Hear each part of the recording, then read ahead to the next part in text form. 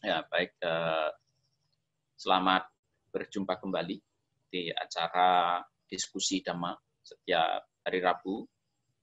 Dan tentu kita sudah membahas beberapa sutta selama pertemuan-pertemuan kita. Minggu lalu kita telah membahas Anuruddha Sutta, dan sutta tersebut berkaitan dengan kekhawatiran dan keraguan-raguan serta bagaimana kesombongan itu bisa menghinggapi praktek kita. Kemudian juga telah diajarkan bagaimana caranya untuk bisa menjadi orang yang terbebaskan sepenuhnya dari segala belenggu dan kotoran batin. Sebenarnya Anuruddha Sutta yang dipaparkan pada hari ini itu memang sutta yang berbeda, tetapi sebenarnya ini merupakan kelanjutan, ya, merupakan kelanjutan dari sutta yang kemarin. Karena ketika sutta telah mendapatkan nasihat dari Bhante Sariputta, kemudian Bhante Anuruddha itu berusaha untuk praktek dengan serius sendirian. Praktek dengan serius, berjuang dengan serius. Kemudian saat itu ya beliau tinggalnya di Jati, ya, di daerah Jati begitu. Dan saat itu Sang Buddha sedang berada di wilayah Baga di Sungsuma Giri. Ya. Jadi ini sebenarnya sutta ini juga terdapat dalam Anguttara Nikaya, tapi ini berada di Anguttara Nikaya Atthakanipatta atau kelompok 8. Sementara menurut versi modern itu berada di halaman 228 volume 4. Nah, jadi ketika Bhante Anuruddha itu sedang sendirian, sedang berusaha untuk tinggal sendiri, praktek dengan serius, kemudian muncul pemikiran yang sangat menakjubkan. Ya, nanti di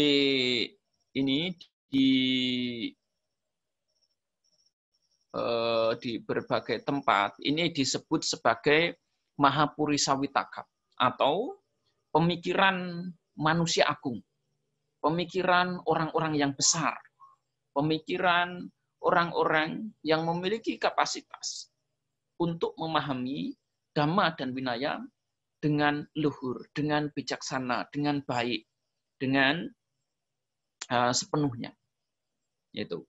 Jadi pemikiran yang pertama yang muncul dalam diri Bhante Anuruddha itu adalah bahwa Dhamma ini adalah untuk orang-orang yang memiliki sedikit keinginan dan bukan untuk orang-orang yang memiliki banyak keinginan. Gitu. Nah, ini pemikiran yang pertama yang muncul dalam diri Bhante Anuruddha. Kemudian juga muncul pemikiran bahwa Dhamma ini adalah untuk orang-orang yang merasa puas dan bukan untuk orang-orang yang tidak merasa puas. Dhamma ini adalah untuk orang-orang yang menyenangi untuk tinggal sendiri dan bukan untuk orang-orang yang tinggal di tempat yang ramai. Dhamma ini adalah untuk orang-orang yang memiliki semangat dan bukan untuk orang yang malas. Dhamma ini adalah untuk orang-orang yang satiknya atau kesadarannya atau perhatiannya itu kokoh dan bukan untuk orang-orang yang kesadaran atau perhatiannya itu lemah. Ya. Kemudian yang keenam, bahwa Dhamma ini adalah untuk orang-orang yang memiliki fokus, memiliki konsentrasi, dan bukan untuk orang-orang yang tidak terkonsentrasi. Dan yang terakhir, yang ketujuh, bahwa dhamma ini adalah untuk orang yang bijaksana, bukan untuk orang yang tidak bijaksana. Nah, ini adalah 7 pemikiran yang dimiliki oleh Bhante Anuruddha. Ya. Nah, oleh karena itu sebenarnya di segmen ini sebenarnya kan sutta ini dibagi menjadi 3 segmen, ya.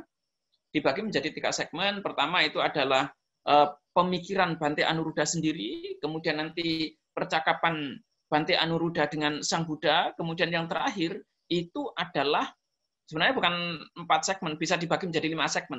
Pertama itu adalah prosa, pengantarnya, kedua itu pemikiran Bhante Anuruddha, kemudian yang ketiga itu adalah Bhante Anuruddha dengan Sang Buddha, yang keempat itu Sang Buddha dengan para biku, kemudian yang kelima itu adalah Bhante Anuruddha lagi, ya, tentang pencapaian Bhante Anuruddha.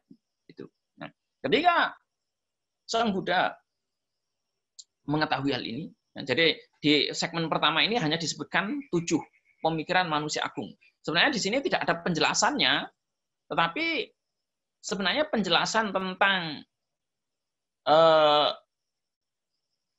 ini itu nanti akan didapatkan pada segmen ketiga sebenarnya.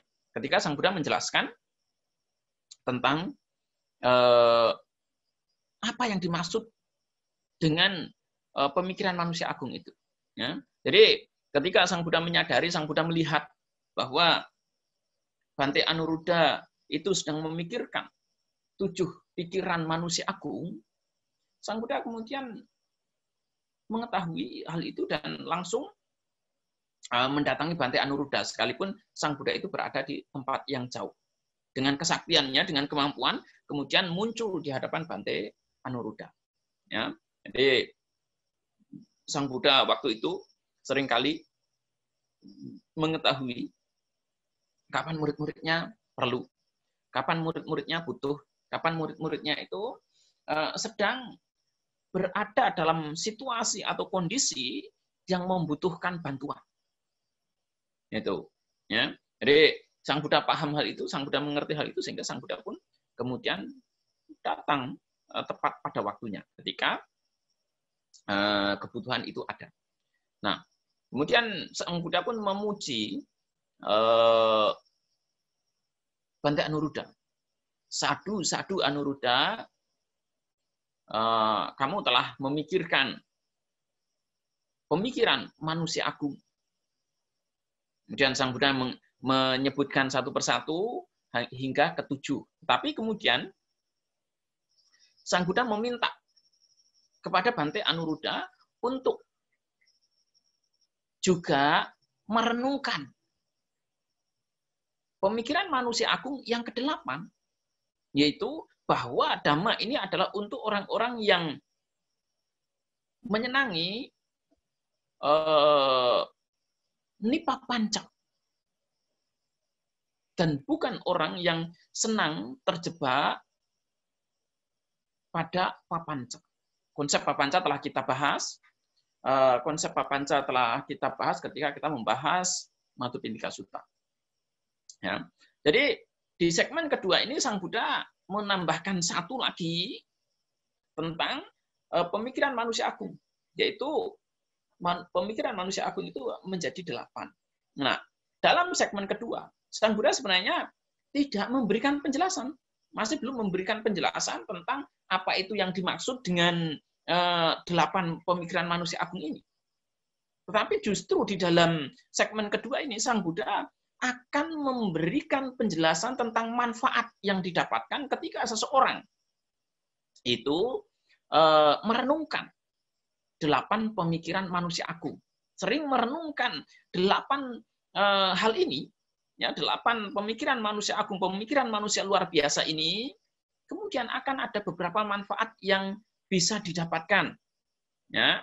Yang pertama, itu mampu ketika hal ini direnungkan secara terus-menerus, ya, secara konsisten, secara kontinu, kemudian hal itu akan bisa menjembatani kita untuk masuk jana pertama, jana kedua, jana ketiga, bahkan jana keempat.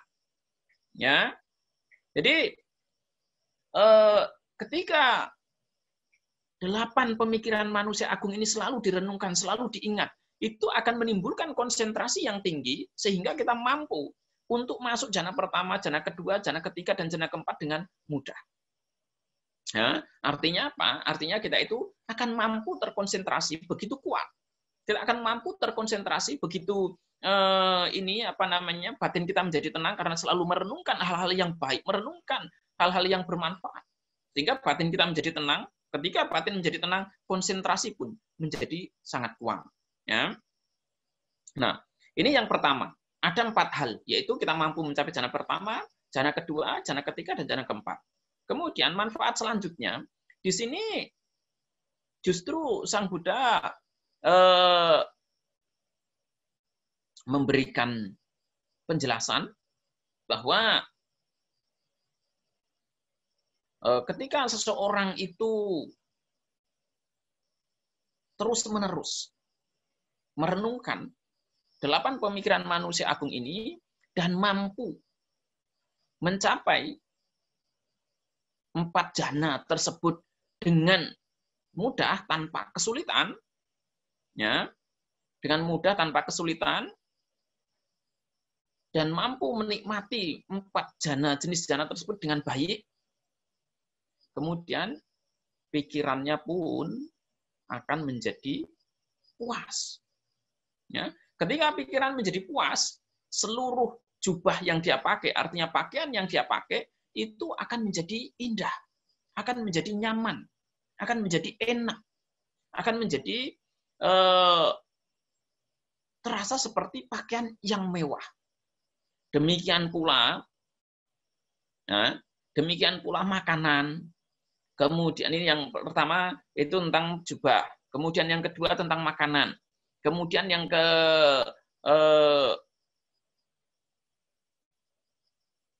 tempat tinggal, ya. Kemudian obat-obatan. Itu semuanya kemudian akan menjadi sangat indah, sangat menyenangkan, sangat baik.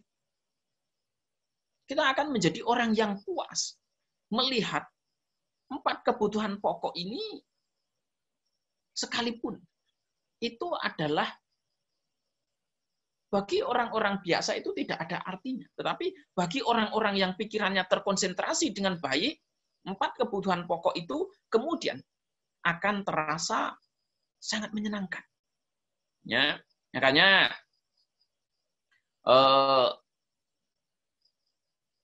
orang-orang yang sudah praktek dengan baik, orang-orang yang sudah menikmati hasil praktek dengan baik, mempraktekkan kesadaran dengan baik, begitu mereka makan, begitu mereka bertempat tinggal, begitu mereka berhubungan dengan obat-obatan, semua itu tampak memuaskan. Ya, semua itu tampak memuaskan dan tidak mudah komplain gitu loh. Ketika kita ini mampu hidup puas, berlatih dengan baik, ya semua itu terasa nikmat. Ya, terasa nikmat, terasa baik, terasa menyenangkan. Mengapa bisa begitu? Karena kotoran batin kita mengendap. Kita berinteraksi dengan dunia kita, dengan dunia sekitar kita, itu tanpa keserakahan, tanpa kebencian, dan tanpa kebutuhan batin. Sehingga semuanya ini menjadi sangat menyenangkan. Mengapa pakaian kita tampak tidak nyaman? Terasa tidak enak di badan. Itu karena kebencian yang begitu luar biasa. Saya masih ingat dalam suatu kesempatan ketika saya masih berada di hutan. Saya masih ingat bahwa ketika saya ikut chanting, ya, jam-jam segini begini, itu tiba-tiba karena konsentrasi yang cukup kuat, saya merasa bahwa seluruh pakaian yang saya pakai, jubah yang saya pakai, tempat duduk yang saya dudui, itu terasa halus sekali, terasa nikmat sekali, terasa nyaman sekali. Bahkan pernah juga ada momen-momen tertentu ketika saya melihat semua apapun yang ada di sekitar saya itu sangat indah sekali. Daun-daun yang hijau itu luar biasa indahnya. Begitu keluar dari hutan, kemudian naik bis, wah, semua pemandangan itu tampak menyenangkan, tampak indah, tampak bagus. Ya, sekalipun di situ katakanlah, saya bukan orang yang mencapai kesucian, tetapi dengan praktek yang konsisten, dengan praktek yang baik, semua itu bisa dinikmati oleh mereka yang memiliki keinginan untuk praktek, memiliki keseriusan untuk praktek. Ya, adik, ketika Sang Buddha telah memberikan penjelasan tentang manfaat yang didapatkan ketika seseorang itu merenungkan, ya, merenungkan 8 pikiran manusia agung, dia akan mendapatkan kemudahan, baik secara internal maupun secara eksternal. Kemudahan karena itu bisa terjadi karena kepuasan timbul dalam dirinya. Ya, inspirasi muncul dalam dirinya, motivasi timbul dalam dirinya, kepuasan timbul dalam dirinya. Dan saat itulah kemudian Sang Buddha mengharapkan Bhante Anuruddha untuk tinggal dan berdiam untuk berwasa di Jati. Dan kemudian Sang Buddha melanjutkan perjalanan, terbang kembali menuju itu apa namanya, ke Sungsuma Ragiri ya, di Bhagat untuk bertemu dengan para biku. Dan ketika Sang Buddha sudah berhadapan di para biku, ya kemudian Sang Buddha mengajarkan 8 pemikiran manusia agung ini. Jadi pemikiran manusia agung itu tidak hanya diajarkan kepada Bhante Anuruddha, tetapi juga diajarkan kepada para biku. Setelah tadi Sang Buddha menyetujui 7 pemikiran manusia agung, kemudian Sang Buddha menambahkan 1, di hadapan para biku, Sang Buddha mengulang semuanya. Ya, Sang Buddha mengulang semuanya. Tapi di sini ketika mengulang, Sang Buddha tidak mengulang tentang manfaat yang didapatkan. Tetapi kemudian Sang Buddha memberikan penjelasan apa yang dimaksud dari satu persatu. Dari 8 pemikiran manusia agung itu. Ya, yang pertama, bahwa dhamma ini adalah untuk orang-orang yang memiliki sedikit keinginan, bukan untuk orang-orang yang memiliki banyak keinginan. Jadi, dalam penjelasan yang diberikan oleh Sang Buddha, di sini ketika seseorang itu memiliki sedikit keinginan, dia kemudian tidak berpikir, oh biar ini menjadi saya menjadi tenar, saya menjadi populer, saya menjadi dikenal banyak orang bahwa saya memiliki sedikit keinginan. Ya. Intinya ketika apa yang dimaksud di sini adalah orang yang sedikit keinginan itu dia tidak memiliki keinginan untuk menjadi populer. Entah itu popularitas karena dia punya sedikit keinginan, popularitas dicapai karena dia merasa puas, kemudian bisa berkonsentrasi, kemudian senang tinggal di tempat yang sunyi, kemudian dia adalah orang yang bersemangat, kemudian dia terkonsentrasi, punya sati. Jadi intinya di sini apa yang dimaksudkan oleh Sang Buddha memiliki sedikit keinginan itu dia tidak kemudian memiliki keinginan dalam konteks bahwa tanha. Bahwa tanha sebagaimana yang sering kali saya jelaskan itu adalah keinginan untuk mendapatkan pengakuan sosial. Ya, ini yang perlu diingat. Yang dimaksud dengan sedikit keinginan di sini dalam konteks ini, dalam pemikiran manusia agung ini adalah dia tidak memiliki keinginan untuk mendapatkan pengakuan sosial. Artinya di sini bahwa tanhanya tidak dikembangkan. Karena banyak orang yang praktek, yang berkonsentrasi, yang tinggal di tempat kesunyian, justru karena pengen dikenal, karena pengen menjadi populer, karena pengen dipuji, karena pengen dianggap baik. Gitu. Nah, ini yang justru menimbulkan berbagai permasalahan dalam hidup. Karena ketika nanti orang tidak mengakui dia tidak mendapatkan pengakuan sosial yang cukup, dan yang namanya kebutuhan pengakuan sosial itu akan terus meningkat sifatnya. Pertama, kita ingin hanya diakui oleh orang dekat kita. Nanti hanya 1 atau 2 orang.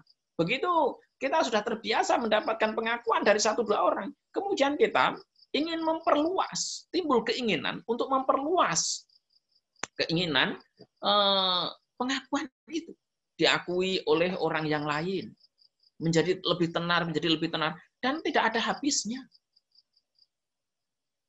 Kita selalu ingin tenar, dan semakin luas orang yang ingin kita jangkau untuk mengakui diri kita. Oleh karena itu coba kita lihat, ya, simpel saja yang kita lihat itu, siapa yang menjadi para politikus? Yang menjadi politikus itu banyak pengusaha. Ya, mereka karena sebagai pengusaha mereka tidak merasa cukup untuk dikenali oleh para karyawannya, oleh orang-orang dekatnya. Dia ingin dikenal, dia ingin menjadi lebih populer di dalam ruang lingkup yang lebih luas. Gitu. Jadi di sini Dhamma yang diajarkan oleh Sang Buddha ini tidak bertujuan untuk mengembangkan bawah tanha, tetapi justru sebaliknya.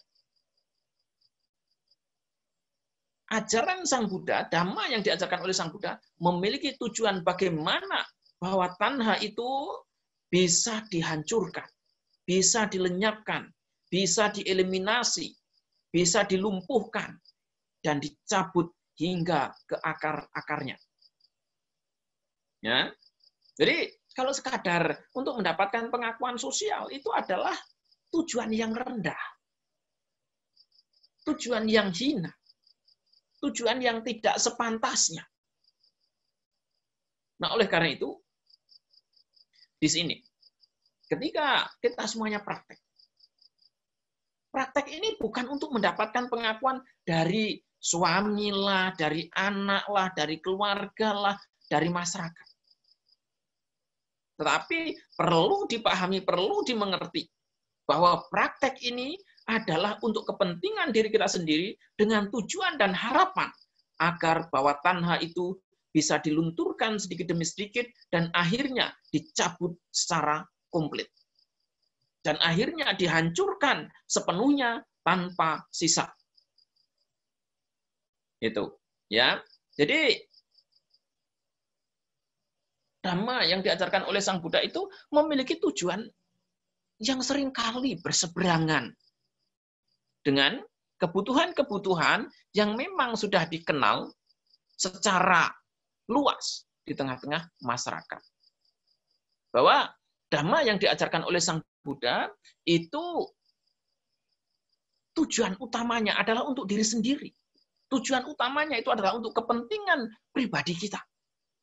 Masalah orang lain itu sebenarnya adalah side effect, efek samping. Ya, itu efek samping. Oleh karena itu, yang terpenting bagaimana kita ini bisa hidup damai terlebih dahulu. Bisa tenang terlebih dahulu. Masalah orang lain itu dan urusan orang. Tapi semua itu kita lakukan sebenarnya tanpa egois sepertinya. Tetapi itu adalah bentuk kasih sayang yang tertinggi. Kasih sayang seorang yogi kepada semua makhluk tanpa pengecualian. Itu, ya. Jadi praktek yang kita lakukan tujuan utamanya adalah untuk melumpuhkan, meluluhkan, menghancurkan bawah tanha dan bukan sebaliknya untuk mengembangkan bawah tanha. Yang kedua, penjelasan yang diberikan oleh Sang Buddha bahwa Dhamma ini adalah untuk orang-orang yang puas dan bukan untuk orang-orang yang tidak puas. Nah, di sini Sang Buddha tentu memberikan penjelasan bahwa ini adalah puas terhadap 4 kebutuhan pokok. Tapi kalau kemudian Dhamma ini dipraktekkan, diimplementasikan oleh para perumah tangga, ya sebenarnya juga intinya di sini. Gitu. 4 kebutuhan pokok ini. Ada makanan, tempat tinggal, kemudian obat-obatan, dan juga tempat tinggal. Itu pakaian, sandang, pangan, papan, obat-obatan. Hanya itu saja sebenarnya kebutuhannya itu yang kebutuhan primer. Masalah nanti ada yang lain ya itu kebutuhan lain-lain. Gitu. Nah, saya dulu sudah pernah menulis tentang konsep santuti, konsep kepuasan dalam agama Buddha, bahwa yang namanya puas dalam diri setiap orang itu tidak bisa diukur, diberikan standar yang sama. Ya, yang namanya puas dalam diri setiap orang itu tentu memiliki ukuran yang berbeda. Makanya orang yang sudah berduit, uang 10 juta mungkin bagi dia biasa saja. Tapi bagi orang-orang yang tidak berduit, ya uang 100.000 itu sangat berharga. Uang 5.000 sangat berharga. Gitu. Atau gampang ngomongnya begini. Seorang raja itu akan merasa puas kalau makan dan minumnya itu dilayani. Ya. Bagi orang biasa, makan dan minum, ya dia puas, yang penting tersedia semuanya. Dia bisa lakukan, ambil sendiri, dia bisa masak sendiri, itu sudah akan puas. Oleh karena itu, kepuasan setiap strata masyarakat, setiap level masyarakat itu akan berbeda, tidak sama. Ya. Jadi yang namanya puas, setiap orang itu tentu punya ukuran yang berbeda. Ya. Yang namanya puas tidak bisa disamakan. Gitu. Nah, oleh karena itu di sini kan tujuannya, karena ini yang dinasihatkan adalah para biku, tujuannya ada. Para biku itu bisa fokus pada praktek dan tidak berusaha untuk mencari kebutuhan-kebutuhan yang berbeda. Kebutuhan-kebutuhan yang sifatnya tidak penting. Tapi Sang Buddha lebih menekankan bagaimana agar para biku itu bisa fokus untuk kepentingan praktek. Yang ketiga, bahwa Dhamma ini adalah untuk orang-orang yang menyenangi kesunyian, bukan untuk orang-orang yang senang dalam keramaian. Nah, kalau di sini yang dimaksud dengan keramaian, ya mereka senang berkumpul, senang saling ribut, saling mencari banyak teman, begitu. Ini yang dimaksud dengan bagaimana orang-orang yang bahwa Dhamma ini adalah untuk orang-orang yang senang di kesunyian dan bukan orang-orang yang senang dalam keramaian. Namun perlu diingat bahwa ada salah satu sutta yang memberikan penjelasan, saya lupa nama sutanya itu, tapi itu pernah saya paparkan sudah. Sang Buddha pernah memberikan penjelasan bahwa kalaupun seseorang ya itu tinggal di tengah hutan belantara sendirian tanpa ada yang lain, kalau pikirannya itu masih ribut, kalau matanya itu masih ribut, 6 landasan indrianya masih ribut, itu dia dikatakan sebagai orang yang tinggal di tengah keramaian. Artinya di situ mata, telinga, dan seluruh 6 landasan indera itu tidak terkendali. Itu adalah orang yang dianggap masih senang dalam keramaian. Tetapi sekalipun seseorang itu tinggal di tempat yang ramai, di tengah-tengah masyarakat, kalau pikirannya itu tidak ngelantur, pikirannya tidak ramai, 6 landasan indrianya itu tidak ramai, terkendali dengan baik, yang saya maksud dengan pengendalian diri itu sudah saya berikan penjelasan bahwa itu bukan berarti menyetop semuanya, tetapi itu adalah bagaimana ketika kita sedang melihat, mampu hidup sekadar melihat. Ketika mendengar, sekadar mendengar. Ketika merasakan, sekadar merasakan. Dan ketika berpikir, sekadar berpikir. Nah, ini adalah orang-orang yang sesungguhnya tinggal dalam kesunyian. Bukan orang-orang yang tinggal dalam keramaian. Itu. Jadi, sekalipun katakan kita semuanya hidup di antara rumah tangga yang di tengah-tengah masyarakat, bukan berarti kita harus mengasingkan diri. Bukan berarti kita harus tampak aneh, tidak mau bersosialisasi, tidak mau berkomunikasi dengan yang lain. Berkomunikasi oke, tidak ada masalah. Bersosialisasi juga tidak ada masalah. Tetapi perlu diingat, ya, agar kita itu tidak terjebak dalam kebencian, dalam keserakahan, dalam kebodohan batin. Boleh bersahabat dengan siapa saja, boleh berkomunikasi dengan siapa saja, tetapi perlu diingat bahwa persahabatan itu, sosialisasi semacam itu harus didasari dengan praktek yang baik. Sehingga nanti kita semuanya bisa tetap tenang, tetap damai, dan tidak menjadi ribut, penuh masalah di sana-sini. Itu. Jadi, di sini pikirannya itu, orang-orang yang semacam itu ya, akan cenderung untuk selalu menarik diri. Ya. Bukan pikiran orang-orang yang senang kepo, senang rempong begitu. Jadi di situ ketika kita senang ngurusi orang, senang ribut ngurusi orang, itulah yang sebenarnya akan banyak merugikan kita. Karena di situ nanti kita tidak punya waktu untuk diri sendiri. Kalau kita sibuk ngurusi orang, ya mau tidak mau, kita akan melupakan diri kita sendiri. Kita merasa bahwa kita ini orang yang sudah pandai dalam dhamma, kita ini adalah orang yang sudah cerdik dalam dhamma, sudah menguasai dhamma, sudah praktek. Dan kemudian kita berpikir, oh, orang itu juga harus diberi kesempatan untuk praktek. Contohnya Cecendut, yang sibuk ngurusi temannya. Wah, dia berusaha narik-narik temannya. Ternyata temannya yang ditarik-tarik, ya tidur aja. Karena masih belum butuh. Ya, masih belum butuh, sehingga ditarik seperti apapun, ya tidak akan masuk. Gitu loh. Nah, oleh karena itu,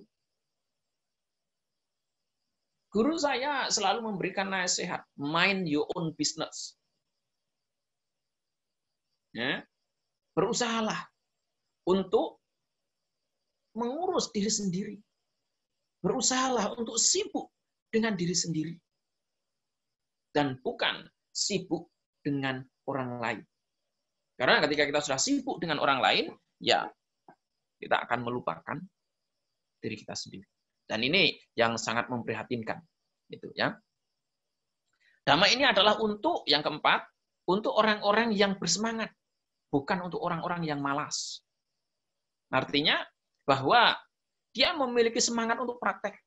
Dia memiliki semangat untuk bagaimana bisa menghancurkan kotoran batinnya. Bagaimana bisa menjalankan tugas dan kewajibannya sebagai seorang yogi, sebagai seorang murid, sebagai seorang pengikut Sang Buddha. Itu adalah orang-orang yang bersemangat. Ya, dia bersemangat membangkitkan motivasi semangat Sang Weka agar seluruh tugas dan tanggung jawabnya terselesaikan secepat mungkin. Karena ini adalah kesempatan yang emas. Kita tidak tahu apa yang akan terjadi pada diri kita besok. Kita tidak tahu apakah dalam momen selanjutnya kita ini masih hidup ataukah akan mati tiba-tiba. Tapi sekarang kita ini masih hidup. Sekarang ini kita masih punya kesempatan untuk praktek. Sekarang ini kita itu masih punya waktu untuk praktek. Berjuang dengan sungguh-sungguh. Sehingga saat inilah momen yang terbaik untuk praktek. Sehingga saat inilah momen yang layak dijadikan sebagai sarana untuk berjuang. Bukan kemudian menimbulkan berbagai macam alasan, berbagai macam argumen yang justru membuat kita akan semakin terjebak dalam keraguan, yang akan semakin terjebak dalam kemalasan, dalam pesimisme, rasa tidak percaya diri. Itu. Ya. Jadi Dhamma ini bukan untuk orang yang malas seperti itu. Nah, oleh karena itu, bagi orang-orang yang malas, coba lihat saja, ya, ketika mereka memiliki prinsip, memiliki pandangan bahwa Dhamma ini sudah tidak murni. Sang Buddha sudah lama parinibbana. Paramita saya masih belum cukup, kebajikan saya masih belum cukup. Ini kan kemudian membuat mereka itu tidak berjuang, tidak mengusahakan agar dia itu bisa bebas dari penderitaan dalam kehidupan sekarang ini juga. Mereka akan selalu mengumbar diri mereka untuk bermalas-malasan. Mereka akan selalu mengumbar diri mereka untuk terjebak terus dalam penderitaan. Membiarkan diri mereka untuk terlahir dari satu kehidupan ke kehidupan yang lain, untuk terlahir dari satu proses kehidupan ke kehidupan selanjutnya. Itu adalah ciri-ciri orang-orang yang malas. Itu adalah ciri-ciri orang-orang yang tidak punya semangat. Tapi orang-orang yang punya semangat, dia akan bertekad. Saya akan berjuang dalam kehidupan sekarang ini juga. Saya akan berlatih sekeras mungkin. Saya akan berlatih dengan sungguh-sungguh dalam kehidupan sekarang ini juga. Sehingga saya mampu untuk membebaskan diri saya dalam kehidupan sekarang ini juga. Saya punya keyakinan bahwa saya akan sanggup untuk memutuskan roda samsara tepat dalam kehidupan sekarang ini juga. Ini adalah ciri, tanda-tanda orang-orang yang punya semangat. Bukan orang-orang yang malas. Ya, kalau pernah membaca Sigalowada Sutta, di situ sangat jelas disebutkan. Orang-orang yang malas cirinya apa? Ciri-cirinya itu begitu panas, dia nunggu, dia berpikir, oh ini masih terlalu panas, nantilah nunggu kalau dingin. Begitu dingin, dia berpikir, oh nantilah kalau sudah agak hangat, ini terlalu dingin cuacanya. Begitu siang, dia merasa, wah ini siang, sulit bekerja di siang hari. Nanti sore-sore, begitu sudah sore, nanti malam. Nah, itu terus yang dilakukan. Jadi dia membangun 1001 macam argumen untuk terus membiarkan dirinya terjebak dalam kemalasan sehingga dirinya tidak berjuang. Nah, ini perlu diingat oleh mereka yang berlatih, oleh mereka yang serius untuk praktek.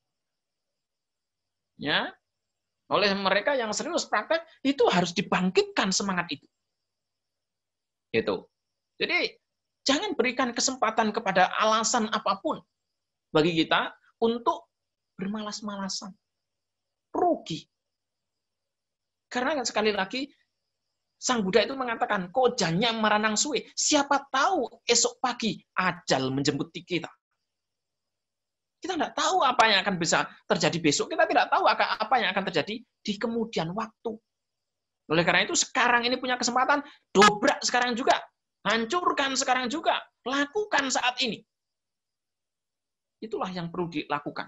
Ya, sehingga kita semuanya akan terbebaskan dari penderitaan dalam kehidupan sekarang ini juga tanpa perlu menunggu hingga dalam kehidupan yang akan datang. Dhamma ini adalah yang kelima adalah untuk orang-orang yang kesadarannya, perhatiannya itu kokoh dan bukan untuk orang-orang yang kesadarannya lemah. perhatiannya lemah. Karena sekali lagi, dhamma ini hanya direalisasi, hanya mampu akan direalisasi oleh mereka yang mampu mengetahui dan menyadari. Ya, bukan oleh mereka yang tidak mengetahui dan tidak menyadari. Oleh karena itu, Sang Buddha mengajarkan kepada kita bahwa dhamma yang diajarkan oleh beliau itu hanya untuk orang-orang yang memiliki kesadaran yang kuat, perhatian yang kuat, perhatian yang kokoh. Yaitu. Jadi, perhatian yang kokoh itu artinya dia mampu mengingat bahwa dia punya tugas dan kewajiban yang harus dilakukan. Dia punya tekad bahwa dia akan membebaskan diri dari penderitaan dalam kehidupan sekarang ini juga. Ini adalah bentuk perhatian juga. Ya, jadi ini yang perlu terus dikembangkan, perlu terus dilakukan dari waktu ke waktu. Ya, jadi perhatian, kesadaran sati itu perlu dikembangkan secara terus-menerus dari waktu ke waktu. Ya, sehingga akan membuat kita menjadi maju dalam praktek. Yang ke-6, dhamma ini adalah untuk orang-orang yang terkonsentrasi dan bukan untuk orang-orang yang terkonsentrasi. Ya, ini penjelasannya adalah pencapaian jana dari jana 1 sampai jana ke-4. Tetapi begini. Yang dimaksud dengan konsentrasi di sini adalah kita fokus. Termasuk ketika kita fokus pada tujuan akhir kita. Tujuan akhir kita apa sih? Nibbana. Tujuan akhir kita apa sih? Terbebasnya diri dari seluruh kotoran batin. Fokus itu. Nah, kalau kita punya keseriusan di situ, sebenarnya kan konsentrasi kita semakin dalam. Konsentrasi kita semakin serius. Konsentrasi kita semakin baik dari waktu ke waktu.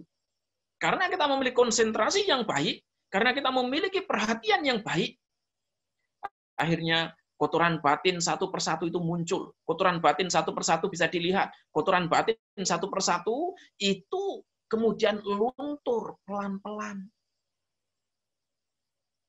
Karena kita memiliki perhatian, memiliki konsentrasi yang baik. Kalau kita tidak memiliki konsentrasi yang baik, ya meskipun kotoran batin itu besar, kotoran batin itu banyak, kita berpikir, saya kok biasa-biasa saja ya. Saya kok dari dulu ya gitu-gitu saja. Teman-teman saya semuanya bisa melihat yang hebat-hebat, yang besar-besar, punya pengalaman yang spektakuler. Kok saya hanya biasa-biasa begini dari dulu sampai sekarang ya begini-begini saja. Nah ini semua karena apa? Dia tidak terkonsentrasi melihat ke dalam. Dia tidak terkonsentrasi melihat dirinya sendiri. Dia selalu sibuk terkonsentrasi melihat orang lain. Melihat keluar, membandingkan orang lain. Ya tidak akan ada selesainya.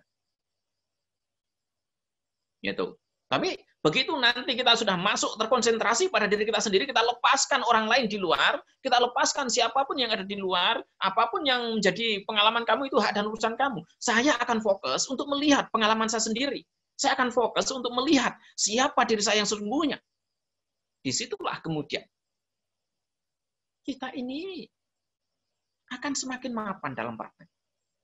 Kita ini kemudian akan semakin maju dalam praktek.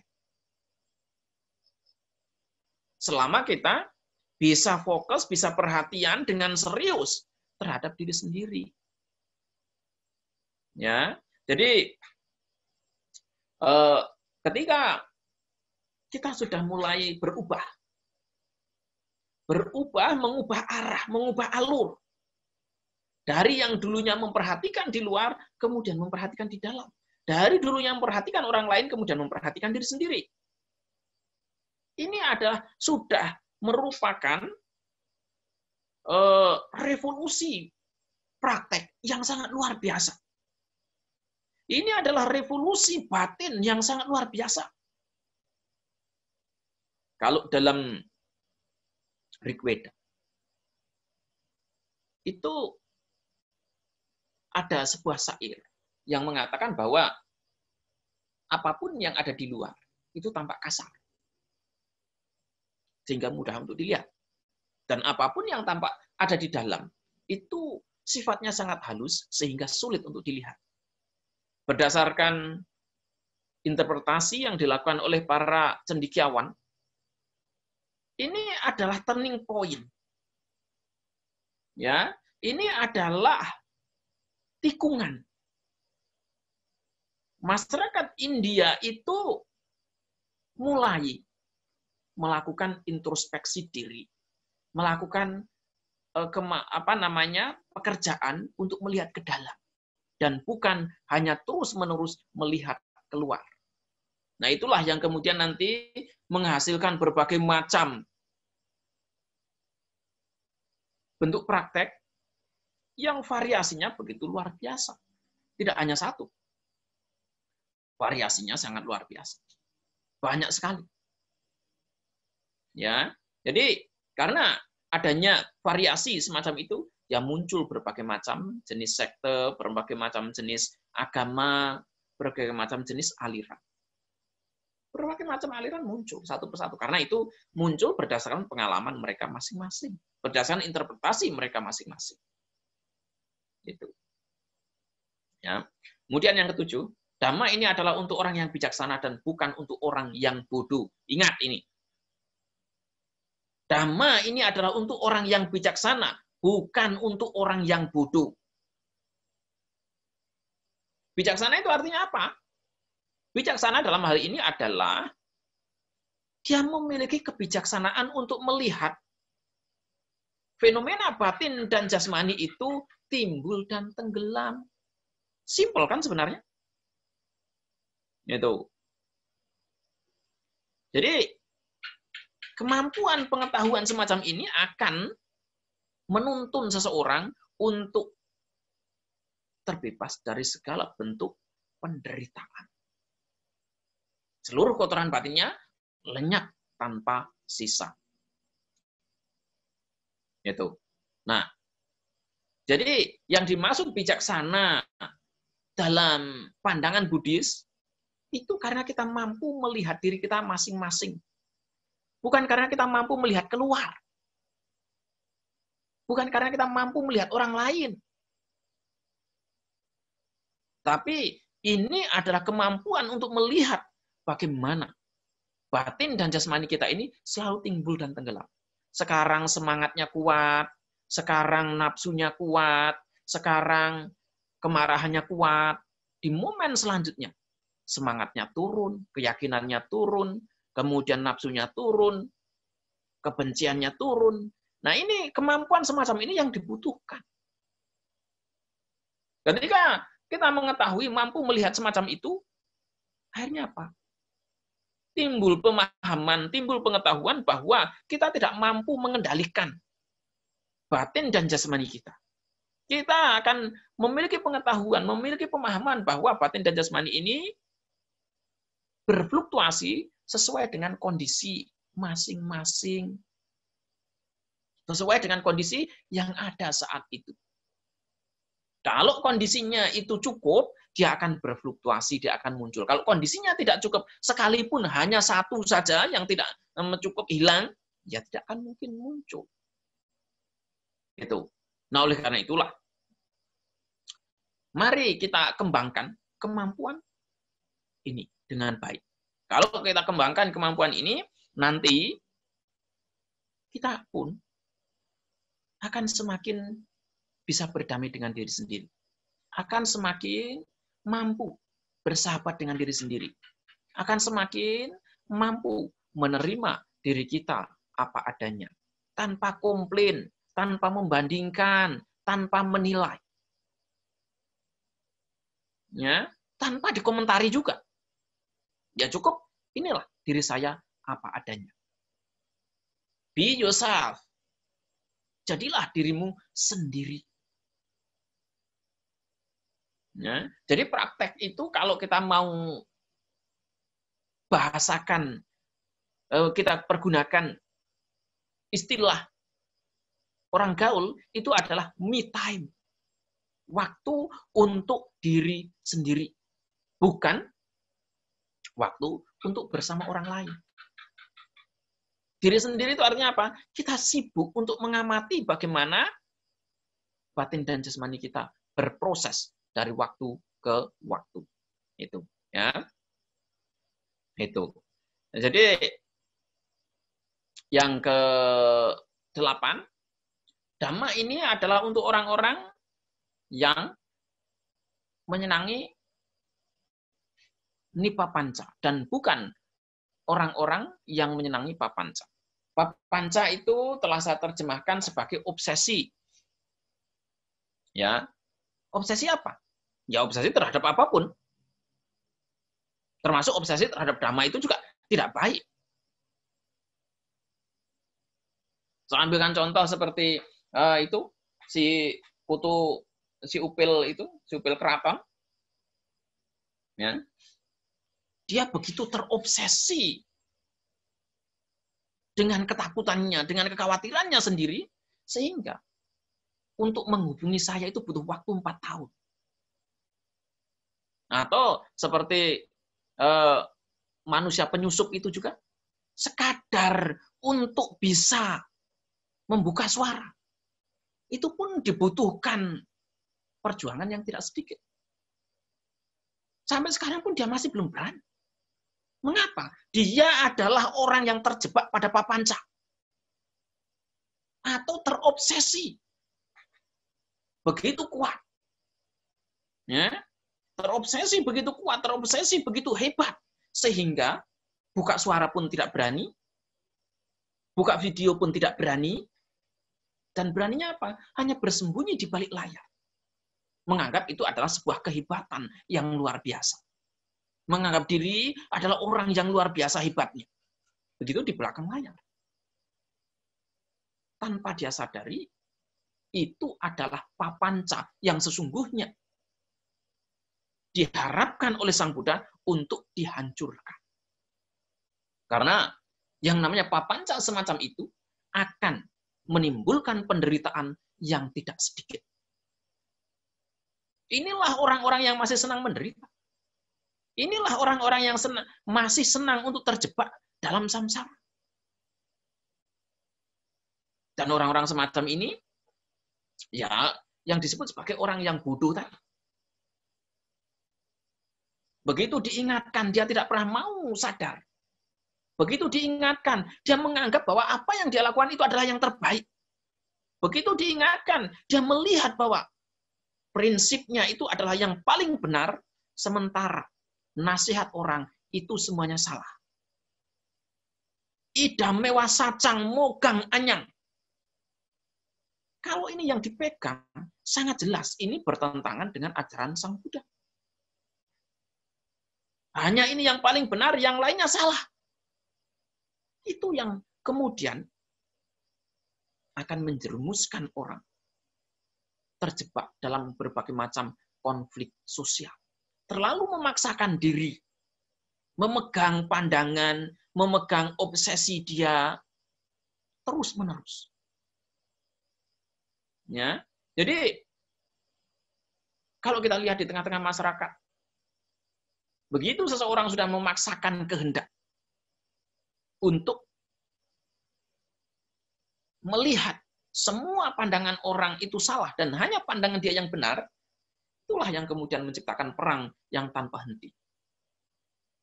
Keributan di mana-mana. Ya, keributan di berbagai macam tempat.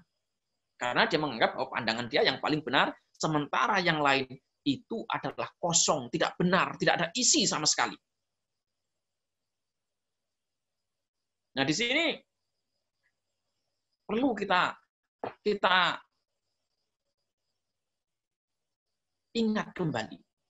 Dhamma ini adalah untuk orang-orang yang pandai, orang-orang yang cerdas, orang-orang yang selalu menghargai kalyanamita. Karena Sang Buddha mengatakan bahwa praktek itu tergantung 100% dari seorang kalyanamita, dari para kalyanamita. Oleh karena itu, ketika kalyanamita bersuara, memberikan nasihat, ya layak untuk dipertimbangkan. Layak untuk didengarkan. Kalau memang nasihat itu memiliki tujuan untuk mengikis kotoran batin, menghancurkan kotoran batin, dan mencabut seluruh kotoran batin tanpa sisa. Ya, tapi selama kita terus menganggap bahwa nasihat, petuah, anjuran dari para kalyanamita itu sebagai sampah, ya, kita akan tetap terus berpegang kokoh tanpa bisa digoyahkan. Ini adalah pandanganku. Sudah kamu sana minggir. Untuk apa juga kamu nasihati saya? Tidak ada guna itu. Itu yang akan terjadi. Ya, karena kita menganggap bahwa apa yang kita anut, apa yang kita pegang, itu adalah yang terbaik. Kita tidak pernah mau mempertimbangkan, mau melihat bagaimana pandangan dan pendapat orang lain. Itu. Ya, jadi ketika kita praktek dengan baik, kita perlu memikirkan, merenungkan 8 pemikiran manusia agung ini. Kalau 8 pemikiran manusia agung ini kita renungkan dari waktu ke waktu, kita temukan kebenarannya dari waktu ke waktu, pada akhirnya seluruh kotoran batin akan mengendap. Seluruh kotoran batin kemudian akan luntur pelan-pelan. Seluruh kotoran batin kemudian akan terputuskan, tercabut satu per satu. Ya. Oleh karena itu, coba kita lihat dengan baik. Kalau memang 8 hal ini ada dalam diri kita, kita adalah manusia agung. Tapi kalau 8 kualitas ini tidak kita temukan dalam diri kita, kita ini adalah sampah dhamma. Dan yang namanya sampah dhamma, mau tidak mau dia akan tersingkir. Ya, sama seperti sampah yang ada di lautan, itu akan terhempaskan ke pantai, akan terhempaskan ke pinggiran, tidak pernah ditolerir sedikit pun. Tidak akan pernah bisa diterima sedikit pun. Sekalipun katakan dia berada di tengah-tengah lautan, dia tidak pernah diterima di tengah laut. Selalu akan diumbang-ambingkan oleh ombak.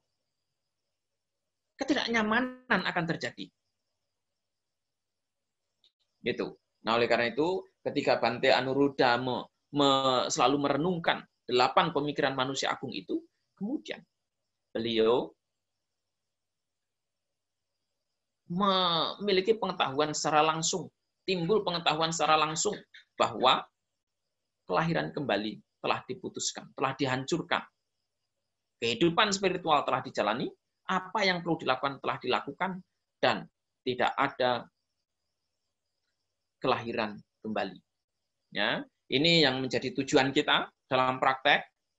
Oleh karena itu, yang masih praktek, masih berjuang, ingat, selama pengetahuan ini belum muncul, jangan puas terlebih dahulu. Jangan berhenti terlebih dahulu. Berjuanglah terus. Berlatihlah dengan sungguh-sungguh. Sampai pengetahuan ini muncul secara otomatis. Bukan karena logika, tetapi merupakan pemahaman secara langsung yang timbul secara otomatis, bukan karena kita kehendaki, bukan karena kita pikirkan, berimajinasi, berhayal, bukan. Ini adalah pengetahuan yang timbul dan muncul secara otomatis dengan sendirinya. Gitu, ya. Jadi ketika pengetahuan itu muncul, ya Bhante Anuruddha menjadi arahat. Dan dalam penutup sutta ini, Bhante Anuruddha membuat 3 syair. Setelah memahami pikiran saya, guru yang mulia, agung di dunia ini, datang dengan kemampuan batinnya. Dia mengajarkan lebih dari apa yang saya pikirkan. Sang Buddha yang menyenangi dalam nipapanca. Ya, yang senang dalam keadaan tanpa obsesi, mengajarkan saya bagaimana untuk tidak terjebak dalam papanca. Setelah memahami Dhamma, saya senang, menyenangi dalam ajarannya. Dan ketika saya mendapatkan 3 pengetahuan murni, ajaran Sang Buddha telah dikerjakan dengan baik. Itu bahasa Palinya mana ini? Bahasa Palinya ya, Mama Sangkapa Manyaya Sata Loke Anuttaro Mano Mayena Kayena Idya Upasangkami Yata Me Ahu Sangkapo Tato Utari Desayi Nipapanca Rato Buddho Nipapancang Atisayi Te Tasahang Dhamma Manyaya Wihasing Sasane Rato Tiso Wija Anupata Katang Budasa Sasanang. Ya, jadi yang perlu diingat ini Katang Budasa Sasanang. Jadi ajaran Sang Buddha itu telah dilakukan. Katang Budasa Sasanang. Ajaran Sang Buddha telah dilakukan dengan baik. Ini yang menjadi tujuan kita dalam praktek. Ya, jadi selama seseorang masih berjuang, masih berlatih, ya dia masih belum mengerjakan tugas dan tanggung jawabnya. Tapi ketika tingkat kesucian tertinggi itu dicapai, dia tahu tugas dan tanggung jawab dia telah terselesaikan. Ya, jadi itu adalah penjelasan tentang Anuradha Sutta, dan mari kita semuanya renungkan dengan baik sehingga bisa memberikan manfaat yang terbaik untuk kepentingan praktek kita semuanya, sehingga kita semua bisa terbebas dari penderitaan, dari samsara dalam kehidupan kita sekarang ini juga. Ya, mari semuanya praktek dengan sungguh-sungguh, berlatih dengan serius, sekarang ini juga, tanpa perlu menunggu nanti ataupun besok.